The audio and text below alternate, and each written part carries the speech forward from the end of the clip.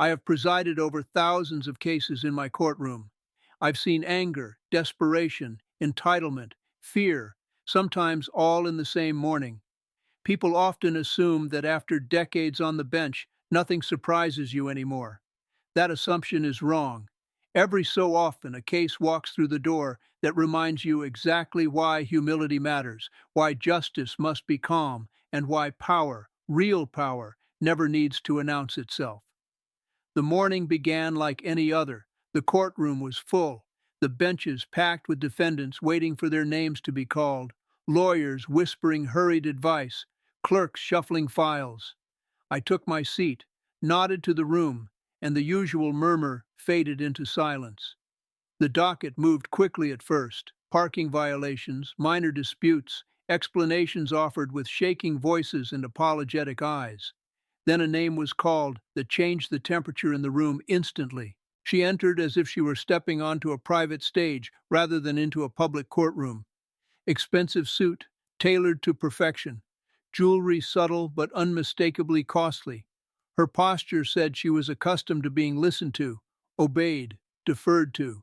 She did not look at the clerk. She did not look at the officer who issued the citation. She looked straight at me, not with respect, not even with curiosity, but with calculation.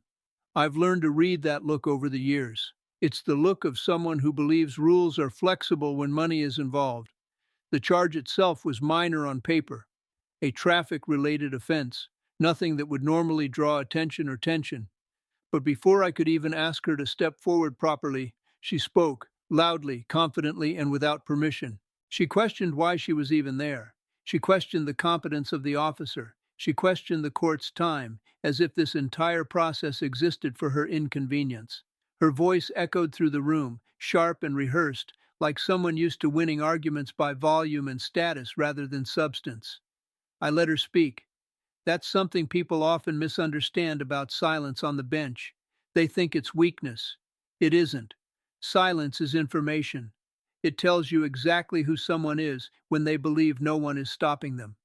She began listing her credentials, business connections, charitable donations, the influence of her family. Names dropped casually, like coins tossed on a table. She implied, without saying it directly, that people in my position usually understand how these things work, that courts are practical places, not idealistic ones, that inconvenience can be resolved. The courtroom shifted uncomfortably. Other defendants stared at the floor. A few glanced at me, waiting. They wanted to see whether money would speak louder than the law today. I leaned forward slightly, not to intimidate her, not to challenge her, simply to make sure she understood that she finally had my full attention. I asked her one question, just one. Do you believe this court exists to serve you personally? She laughed. Not nervously, not accidentally. She laughed as if the answer were obvious. That laugh told me everything. She continued, emboldened now, suggesting that someone of her standing shouldn't be treated like everyone else. She said those words exactly, like everyone else, as if equality were a downgrade rather than a foundation. I've learned something over the years. People who try to humiliate a judge aren't actually attacking the judge. They're testing the system. They're asking whether justice bends when pressure is applied, whether dignity is conditional, whether fairness has a price. I let her finish. Then I looked around the room, not at her, but at everyone else. The single mother clutching a stack of unpaid tickets, the young man shaking as he waited his turn, the elderly gentleman who had arrived early because he didn't want to risk being late to court. Then I looked back at her, and in that moment the courtroom went completely still. I did not raise my voice. I did not scold her. I did not insult her. Authority doesn't need theatrics. Authority only needs truth, delivered calmly. I told her that in this courtroom, wealth carries no weight, influence carries no weight, arrogance carries no weight. I told her the law doesn't care who she knows, what she owns, or how she arrived here. I told her the only thing that matters in this room is conduct and accountability. Her expression changed, not to anger, not yet, but to disbelief, the kind of disbelief that comes when someone realizes their usual tools aren't working. I could feel the shift. The court was no longer watching her, they were watching me. And that was when I knew this case was no longer about a citation, it was about something much bigger. I've learned over time that when entitlement is challenged, It doesn't retreat quietly. It hardens first. She straightened her shoulders after my words, as if adjusting armor. Her eyes narrowed, not in anger yet, but in appraisal, like someone deciding whether I was bluffing. People like her are used to resistance collapsing after the first show of confidence. When it doesn't, they escalate. She told me I was being unreasonable.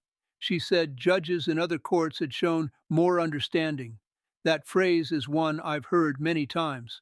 Understanding, in her vocabulary, meant exception. It meant exemption from the rules everyone else followed. I reminded her, calmly, that understanding does not mean surrendering the law. It means listening. And I had listened. Closely. She then tried a different angle. Her tone softened, but it wasn't humility. It was strategy. She explained how busy she was, how her time was valuable, how appearing in court was already punishment enough. She suggested, again without saying it outright, that dismissing the matter would be efficient for everyone. Efficiency is a dangerous word in justice. Efficiency without principle becomes favoritism. I asked her if she understood the charge against her. She waved it off, saying it was technical and beneath serious attention. That dismissal landed harder than any insult, because the law is made of details, and when someone dismisses details, they dismiss fairness itself. At that point, I noticed something important. She hadn't once mentioned responsibility. Not once. No explanation. No acknowledgement. Only status. I explained something to her then, something I've said many times over the years, but rarely to someone who truly needed to hear it. I told her that court is the one place where titles disappear, where money stays in your pocket, where your name carries no privilege unless it carries integrity. She interrupted me. That was a mistake. The courtroom reacted before I did. There was an audible intake of breath. Interrupting a judge isn't dramatic. It's revealing. It shows a belief that rules apply only downward. I stopped speaking, looked at her, and waited. Silence is uncomfortable for people who rely on control. Seconds passed, then more. The stillness pressed on her. She shifted, cleared her throat, tried to smile. I asked her to step back and listen. Her composure cracked just slightly. She said she felt disrespected. That word again. Disrespect, coming from someone who hadn't shown an ounce of it to anyone else in the room. I told her something then that I believe deeply. Respect in a courtroom is not demanded, it's demonstrated, and it begins with recognizing that everyone here stands equal before the law, whether they arrive in a luxury car or on foot. I could see the realization beginning to form, but pride resisted it. She doubled down, claimed the system was unfair, claimed she was being targeted, claimed that if this were anyone else, the matter would have been dismissed already. That was when I made the decision that would change the entire tone of the room. I asked the clerk to read the record, every prior citation, every ignored notice, every missed appearance that had quietly been resolved before this day. A pattern, not of persecution, but of avoidance. As the list grew longer, her confidence drained visibly. The courtroom listened, attentive now, understanding the full picture. This wasn't about a single incident. It was about someone who believed accountability was optional. I looked at her again, not with anger, not with judgment, but with certainty. I told her the court had given her patience in the past. That patience had been mistaken for permission. And today that misunderstanding ended. Her mouth opened as if to argue again, but nothing came out. For the first time since she walked in, she was silent. And that silence, earned, not imposed, was when the courtroom truly shut down. Silence in a courtroom has weight. It settles on everyone differently. For some, it brings relief. For others, fear. For her, it brought something unfamiliar. Exposure. She stood there, hands clasped too tightly, eyes no longer scanning for advantage. When people lose their sense of control, they often reveal their truth without speaking. Her breathing changed, her posture softened. The performance was over, and she knew it. I broke the silence carefully, not sharply, not with triumph. This was not a moment for dominance. It was a moment for clarity. I told her that the courtroom was not punishing her wealth. It wasn't offended by her success. Success, when paired with responsibility, is admirable. What the court was responding to was her belief that she stood above consequences. That belief corrodes trust, not just in institutions, but in society itself. I explained something most people don't hear often enough. Justice doesn't exist to humiliate anyone. It exists to remind us that no one is exempt from accountability. Not the poor, not the powerful, not the confident, and not the connected. She tried to speak again, but her voice lacked its earlier edge. She asked if this was really necessary, if making an example of her was fair. I answered plainly. I told her no one was making an example of her. She had made an example of herself the moment she chose arrogance over responsibility. The court was simply responding honestly. The room was completely still now. Even the usual background noises, the shuffling of feet, the coughs, the whispers, had vanished. People were listening, not because they had to, but because they understood what was happening. I looked beyond her again, addressing everyone without singling anyone out. I said that justice only works when people believe it applies equally. The moment the public thinks wealth buys immunity, the system collapses. Courts don't fail loudly, they fail quietly, when people stop believing in them. She lowered her head slightly, just enough to be noticeable, not repentance, but recognition. I asked her one final question. Did she now understand why she was here? She nodded, slowly. That nod mattered more than any fine ever could. I issued my ruling without drama, clear, proportionate, firm, no special treatment, no excessive punishment, just the law, applied evenly, exactly as it would have been for anyone else. When I finished, I didn't lecture, I didn't gloat. I simply told her she was free to go. She hesitated before turning away. For a brief moment, so brief most people might have missed it, she looked back at the bench. Her expression wasn't anger anymore. It was something closer to humility, or at least the beginning of it. As she walked out, the courtroom remained silent. No whispers, no reactions. People were processing what they had witnessed. Then I called the next case. That's how justice should work. Not with spectacle, not with cruelty, but with calm certainty. People often ask me later if moments like that feel satisfying. They don't. Satisfaction isn't the goal. Balance is. When a courtroom leaves quieter than it entered, when dignity is restored instead of shattered, that's when I know the system did its job. And that day, for a brief but important moment, it did. The next case stepped forward, but the atmosphere had changed. Courtrooms remember moments like that. They don't forget quickly. You can feel it in the way people stand straighter, in how voices soften before speaking, in the sudden respect for the process that seemed abstract just minutes earlier. I noticed it immediately. The young man who approached the podium after her barely looked up. He spoke carefully, honestly. He didn't try to impress me. He didn't try to overpower the room. He explained himself, owned his mistake, and asked for consideration, not entitlement. The contrast was sharp, and everyone in that room felt it. That's the quiet lesson people rarely talk about. Humility invites mercy far more reliably than power ever does. As the docket moved on, I kept thinking, not about her wealth, not about her tone, but about how close arrogance always is to isolation. People who believe they are untouchable often discover too late that they are simply alone when accountability arrives. Later that day, after the courtroom cleared and the echo of footsteps faded, I reflected on why moments like that matter so deeply. Judges aren't enforcers of ego, we're guardians of trust. Every ruling either strengthens or weakens the public's faith that fairness still exists. When someone tries to humiliate a court, they're really testing whether justice will blink. It must never blink. I've had defendants yell at me, insult me, accuse me of bias, threaten lawsuits, and promise consequences. None of that matters. What matters is consistency. If the law bends for one, it breaks for all. That woman walked into court believing confidence and wealth could rewrite reality. She walked out having learned something far more valuable, though at the time she may not have realized it. Consequences don't always arrive as punishment. Sometimes they arrive as clarity. I often say that the courtroom is a mirror. It reflects back exactly what you bring into it.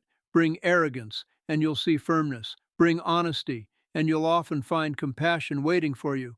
That day, the mirror was unforgiving, but fair. And fairness, when delivered without anger, without ego, without spectacle, is the coldest response of all. It doesn't shout, it doesn't threaten, it simply stands there, immovable, until the noise dies down. By the end of the session, the room felt lighter, not because justice was harsh, but because it was equal.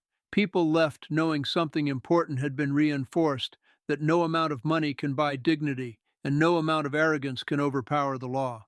Those are the days that remind me why I took this seat in the first place. People assume the story ends when the gavel falls. It doesn't.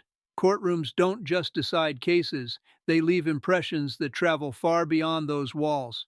Weeks later, I heard about her again, not through gossip, not through headlines, through something far quieter and far more telling. A letter arrived at Chambers. No letterhead, no assistant's signature, just her name, written plainly. I've received many letters over the years. Most ask for reconsideration. Some argue. A few apologize. This one did none of those things. She wrote that she had never been spoken to the way I spoke to her, not by a teacher, not by an employer, not by anyone in authority. She admitted that her first instinct had been anger, her second had been embarrassment, but what followed surprised her most: reflection. She said something that stayed with me. She wrote that for the first time, she realized how often she confused being accommodated with being respected, how frequently doors opened for her without her ever asking whether they should have. That realization didn't come from punishment, it came from resistance. That's the part people misunderstand about authority exercised properly. It doesn't crush people, it confronts them with themselves. I never responded to the letter. Judges rarely do, but I didn't need to. The purpose of the courtroom had already been fulfilled. Accountability had done its work quietly, without spectacle. When I look back on that day now, I don't remember her clothes or her tone as much as I remember the room, the stillness, the shift, the collective understanding that something fundamental had been affirmed. Justice is not loud, it doesn't need to dominate. Its power comes from consistency, the certainty that no matter who stands before the bench, the standard does not change. That's something I learned long before I ever put on a robe, and it's something I carry into every case. Whether the person before me is struggling to survive or accustomed to being indulged, the question is always the same: are they willing to accept responsibility? Because responsibility is the great equalizer. I've said many times that mercy without accountability is chaos, and accountability without mercy is cruelty.